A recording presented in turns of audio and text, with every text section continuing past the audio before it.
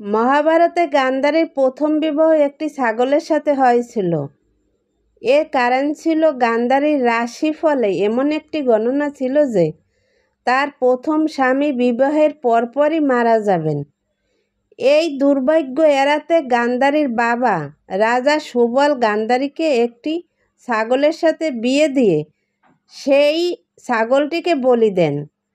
এই বিবাহের মাধ্যমে গান্ধারীর রাশিফলের অশুভ প্রভাব দূর করা হয়েছিল। এরপর ধৃতরাষ্ট্রের সাথে গান্ধারীর বিবাহ হয়, যিনি ছিলেন গান্ধারীর দ্বিতীয় স্বামী।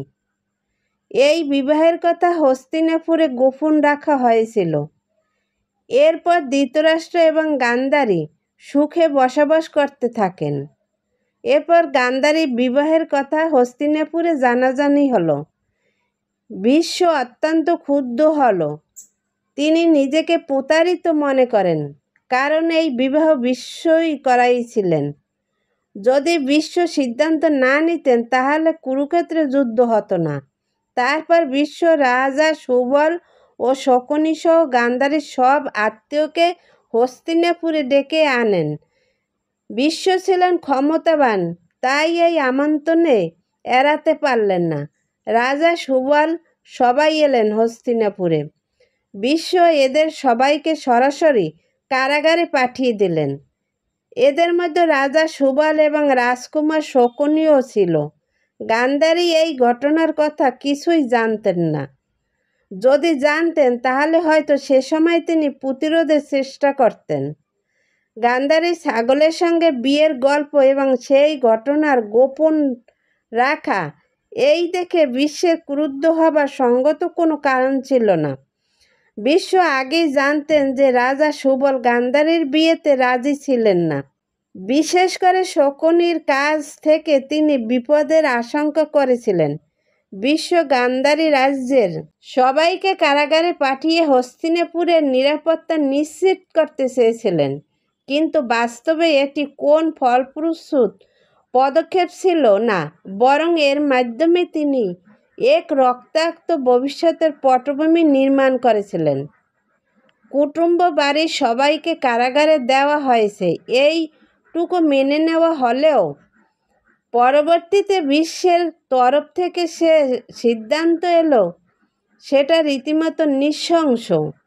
ভীষ্ম কেন এইরকম একটা কাজ করতে গেলেন তার কোনো ব্যাখ্যা মহাভারতে পাওয়া যায় না। কারাগারে গান্ধার থেকে যারা এসেছে তাদের একসাথে রাখা হতো এবং সবার জন্য মাত্র এক মুষ্টি চাল বরাদ্দ দেওয়া হতো, যা দিয়ে কেবল একজন মানুষের ক্ষুধা নিবারণ করা যেত। তারপর সুবল রাজা মনে মনে ভাবলেন, এক মুষ্টি চাল দিয়ে সবার পক্ষে জীবন বেঁচে থাকা সম্ভব নয়। একজনকে বেঁচে রাখতে হবে। সেই একজন শকুনিকেই নির্বাচন করা হলো। শেষ পর্যন্ত শকুনিই বেঁচে রইলেন। সবাই মারা গেলেন। রাজা সুবল মারা যাবার আগে শকুনিকে বলে গিয়েছিলেন তার অস্থি দিয়ে শকুনি যেন পাশা খেলার গুটি বানিয়ে নেয়, যে গুটি সবসময় শকুনির মাফিক দান ফেলবে। কারাগারে বন্দি থাকা অবস্থায় শকুনি এই পাশা খেলাটা এমনভাবে রপ্ত করেছে যে অন্য কারো পক্ষেই তাকে হারানো নিতান্তই অসম্ভব হয়ে উঠেছিল। পাশা খেলার এই দক্ষতাটা শকুনির বাবা সুবলের কাছ থেকেই শিখেছিলেন। তারপর গান্ধারীর কারণে শকুনির কারাগার থেকে মুক্তি পেলেন। শকুনি মুক্তি পেয়েও তার বাবা পরিবারের কথা, প্রতিশোধের কথা সে ভুলে যাননি। তিনি প্রতিজ্ঞা করেছিলেন যে কুরু বংশকে তিনি ধ্বংস করবেনই।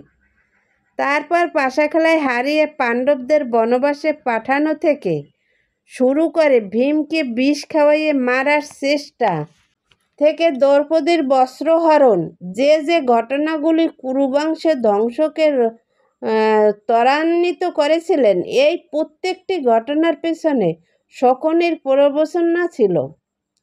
দুর্যোধন শকুনির হাতের একটা পাপেট ছিল মাত্র। তবে সবচাইতে মজার ব্যাপার হচ্ছে যে শকুনিকে আমরা সবাই অপছন্দ করি। এই শকুনি কিন্তু ধর্মপুত্র যুধিষ্ঠিরের আগেই স্বর্গে পৌঁছে গিয়েছিলেন। শকুনি ছিলেন ধর্মপরায়ণ। তার পরিবারের বিরুদ্ধে যে অন্যায় হয়েছিল সেই অন্যায়ের প্রতিশোধ নেওয়ার জন্য তার গীতা শোনার প্রয়োজন হয়নি। তার মধ্যে অর্জুনের মতো কোনো ধর্মসংকট ছিল না।